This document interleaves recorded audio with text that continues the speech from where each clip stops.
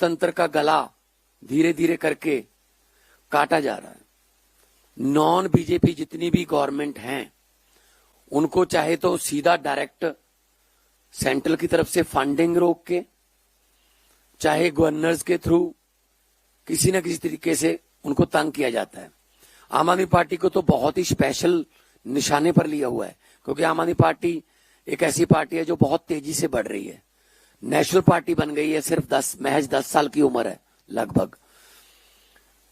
तो ऐसे में बीजेपी का ये सोचना कि कांग्रेस को तो झेल लेंगे, कांग्रेस के साथ तो मिले भी हुए हैं ये, कांग्रेस को तो झेल लेंगे, लेकिन तीसरा कोई पैदा ना हो जाए, इस सिलसिले में उन्होंने दिल्ली में हमारे नेताओं पर ईडी के पर्चे बनाए, शराब घोटाले के पर्चे बनाए, हमारे बड़े बड़े नेताओं को जेल में किया, अरविंद केजरीवाल को जेल में दिया, एक सिटिंग सीएम को, हमारे डिप्टी सीएम को जेल में, हमारे राज्यसभा मेंबर संजय सिंह जेल में, जितने भी हमारे पर्दे के पीछे भी अगर काम करने वाले कोई कार्यकर्ता या कोई हमारे पॉलिसी मेकर थे, सबको जेल में दिया गया, डराया गया, धमकाया गया, बीजेपी ज्वाइन कर लो वरना मुश्किल हो जाएगी। तो जो ये डराने की धमकाने की राजनीति है ये लगातार जारी है पूरे देश में। बंगाल में डीजीपी से लेकर सारे अफसर बदल दिए, क्योंकि इलेक्शन है। इलेक्शन लोगों से नहीं जीतते, ये इलेक्शन अपने ईडी, सीबीआई या इलेक्शन कमीशन या फिर जो अपने और डिपार्टमेंट हैं डराने वाले, ये उनके जरिए जीतते हैं। पिछले दिनों हमारे पंजाब से राज्यसभा सांसद अशोक मित्तल जी के यहां ईडी की रेड हुई, जो लवली यूनिवर्सिटी चलाते हैं। वहां पे 40,000 के करीब स्टूडेंट जो है वो शिक्षा लेता है। 35 से ज्यादा कंट्रीज से वहां पे स्टूडेंट जो है पढ़ने के लिए आते हैं। क्योंकि वो आम आदमी पार्टी के राज्यसभा के सांसद हैं, इसलिए अचानक से वो दागी हो गए। आज संजीव अरोड़ा जी के घर पे इस समय ईडी की रेड चल रही है। संजीव अरोड़ा जी हमारे बिजली मंत्री हैं, हमारे लोकल बॉडीज मिनिस्टर हैं, बुरी तरह से उन्होंने बीजेपी को हराया था बाई इलेक्शन में लुधियाना से, तो आज वो भी दागी हो गए। मतलब क्या है? मतलब है बीजेपी द्वारा 2027 के विधानसभा की चुनाव की तैयारी शुरू। ईडी भेजो, इनकम टैक्स भेजो, नोटिस भेजो, डराओ, क्योंकि इनको तो 117 बंदे नहीं मिल रहे इलेक्शन में। इलेक्शन लड़ने के लिए 117 बंदे नहीं मिल रहे बीजेपी को, तो वो कह रही है ईडी भेज के डराओ, जा तो तुम लड़ो ना, जा हमारे वॉशिंग मशीन में से निकलो। तो बहुत ही खतरनाक रुझान है, लोकतंत्र की हत्या हो रही है, इसकी कड़े शब्दों में निंदा भी करते हैं। और सिर्फ और सिर्फ नॉन बीजेपी सरकारों को तंग किया जा रहा है, सिर्फ और सिर्फ विपक्ष के नेताओं पर ये ईडी का जो डंडा चलता है, और निकलता कुछ भी नहीं है उसमें। अरविंद केजरीवाल और मनीष सिसोदिया जी को बाइज्जत बरी कर दिया गया। बरी भी नहीं कहूंगा मैं, मुकदमा ही नहीं शुरू हो सकता उन दस्तावेजों को के आधार पर। तो इसका मतलब इतना झूठा केस था कि मुकदमा ही नहीं हो सकता, लेकिन कहते हैं एक बार अंदर कर दो, बाद में इलेक्शन होने दो, फिर देखते हैं बाद में क्या होता है। हां, अगर कोई इनके आगे झुक गया, इनकी ईन मान ली, तो फिर वो वॉशिंग मशीन में से निकल के बिल्कुल दूध का धुला हो जाता है, उसके सारे दाग जो है वो मिट जाते हैं। क्या ये डेमोक्रेसी है? क्या ये लोकतंत्र है? ये डेमोक्रेसी नहीं है, ये डिक्टेटरशिप है। इन्होंने अभी बिहार का मुख्यमंत्री बनाया सम्राट चौधरी। कौन है वो? उस पर 7 कत्लों के केस का पर्चा है, जेल में रह के आया है, अपनी उम्र गलत बताई है, 3 बार उसने अपनी डेट ऑफ बर्थ चेंज की हुई है, कभी वो माइनर बन जाता है, कभी वो बालक बन जाता है। और ये जंगल राज की बात करते रहते हैं। तो अब कौन सा राज आ गया बिहार में? अब ये जंगल अच्छा है, जैसे वो ऐड आती है ना, दाग अच्छे हैं, तो जो बीजेपी द्वारा लगाए गए दाग हैं वो अच्छे हैं।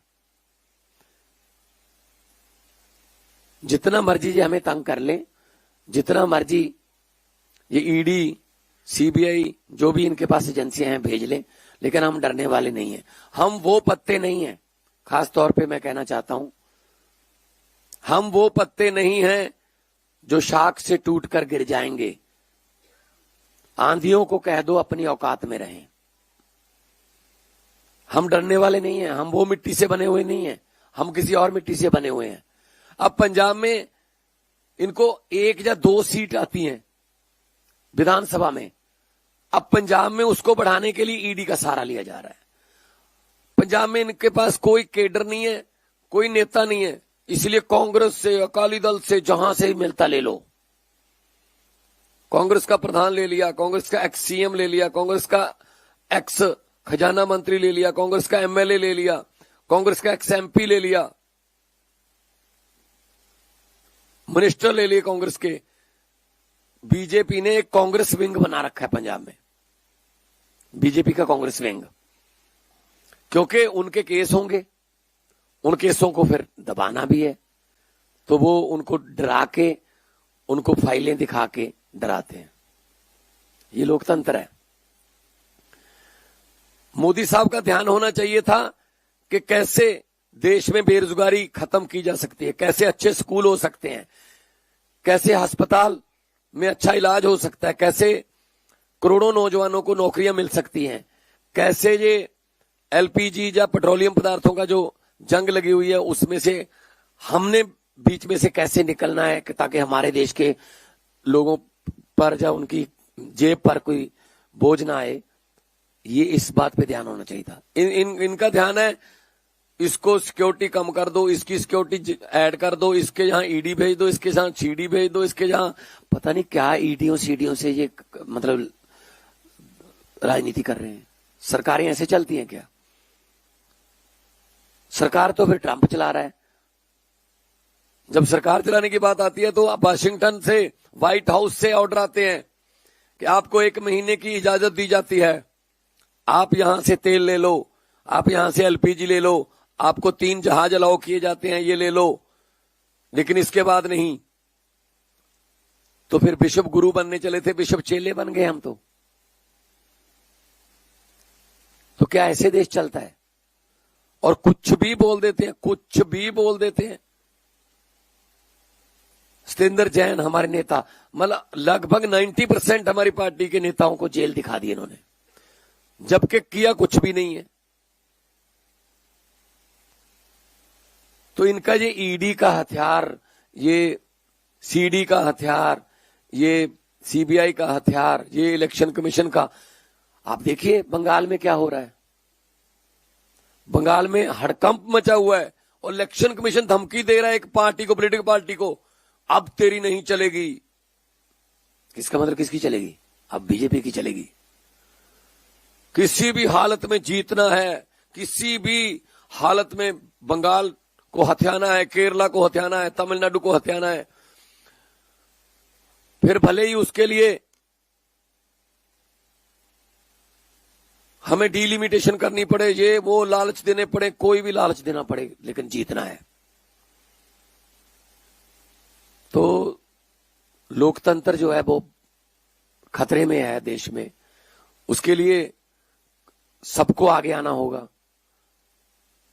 शहीदों ने अपना खून देकर ये देश हमें लेकर दिया था।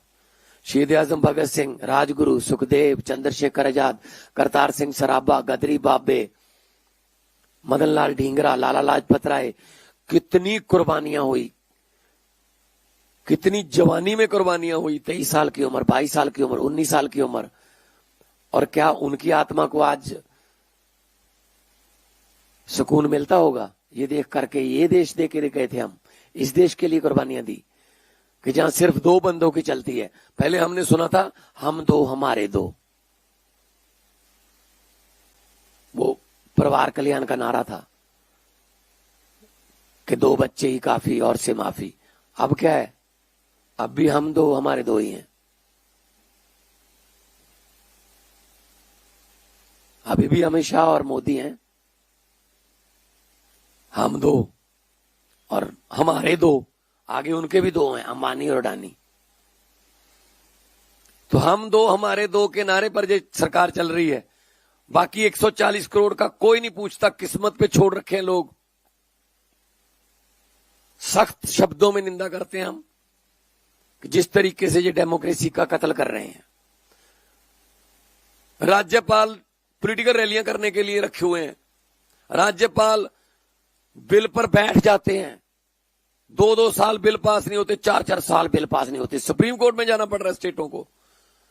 जब सुप्रीम कोर्ट ने ऑर्डर किया कि राज्यपाल और राष्ट्रपति बिल नहीं रोक सकते, वो ठंडे बस्ते में डाल दिया, जजों की बदली, जजों के फाइलें निकाल ली। मतलब किसी को तो छोड़ेंगे ये। हमने सुना था कि नॉर्थ कोरिया में, रशिया में ऐसे होता है कि अपने आप ही डिक्लेयर कर लेते हैं कि मैं इतने साल के लिए बन गया बस राष्ट्रपति।